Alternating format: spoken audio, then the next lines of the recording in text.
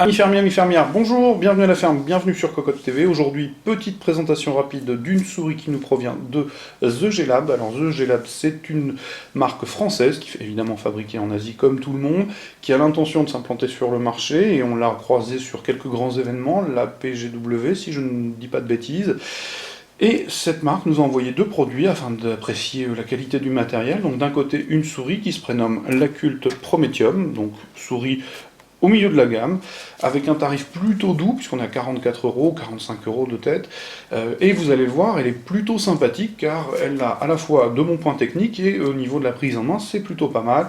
Une petite critique légère, quand même, sur la finition, qui aurait pu être peut-être un petit peu plus, je dirais, aboutie, et c'est pas tout à fait le cas, mais c'est vraiment pas grand-chose. Donc, au final, au niveau du packaging, on retrouve une boîte avec un demi-rabat, qui présentera la souris, quelques photos sur l'intérieur, les points techniques repris sur la partie latérale et à l'arrière, vous voyez, quelque chose d'assez simple. Au niveau du bundle, on retrouve le guide de l'utilisateur, une simple feuille blanche, rien d'exceptionnel, ce qui permet de contenir les coûts et donc de proposer une souris. La voici, la voilà, la Culte Prométhium, donc une souris RGB, vous vous en doutez, dotée d'un bon capteur, puisqu'on retrouve un Avago 9800 à 8200 dpi. Et au niveau des matériaux, on a du soft touch, du plastique aspect laqué, le plastique granuleux classique est vraiment cantonné à la plaque châssis, donc c'est plutôt pas mal.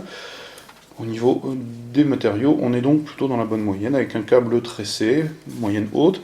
Quand je disais tout à l'heure, petite imperfection sur la finition, sur l'insertion du liseré translucide, ici on est bavurage un petit peu moyen, mais de manière générale c'est plus que correct. Pour 44 euros, c'est quand même pas mal.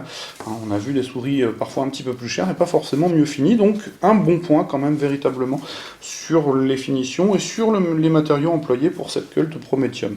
Donc la coque, vous le voyez, plonge gentiment vers l'arrière, elle est ambidex, qui fera plaisir à nos amis gauchers délaissés. Sur le haut de la coque, on retrouve le petit logo de la marque, donc comme je suis curieux, c'est un matériel de sciences physiques qui s'appelle un Erlenmeyer. En remontant, on retrouve deux clics, légèrement tuilés, le bouton qui va permettre de changer de DPI, une molette, là la molette, c'est pas la panacée. En l'occurrence, l'écran sont assez peu marqués, le défilement est un petit peu lâche, elle fera le boulot, mais on a nettement vu meilleur. Du côté droit, rien de particulier, léger renflement, vous le verrez, elle a une taille assez fine.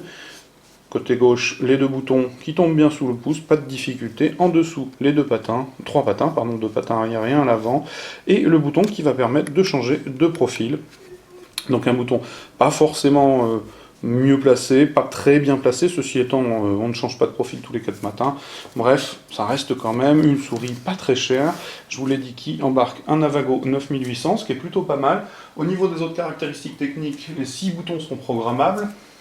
Il y a 5 profils, le pulling rate est à 1000 Hz, et elle bénéficie d'un petit soft qui ne fait que 2,7 mégas si je ne m'abuse à télécharger, qui est très facile d'accès, très aisé, il ne demande pas de temps d'adaptation, il sera facile de programmer quelques macros de ci de là, vraiment quelque chose de pas mal, et très honnêtement pour 44 euros on a vraiment une souris bien, d'autant qu'au niveau de la prise en main elle est assez consensuelle, vous pourrez faire aussi bien du finger que du claw, que du palm grip, alors palm grip évidemment si vous avez une taille 12 de main ou XXL, manquera peut-être un petit peu d'espace, mais au final, on a quelque chose de consensuel, qui ne demande pas de temps d'adaptation, qui glisse bien, qui marche pas mal, peut-être une molette un petit peu en deçà et un petit point de finition à revoir, mais globalement, pour 44 euros, eh bien, ça fait plaisir de pouvoir dire The G-Lab c'est français et c'est plutôt pas mal.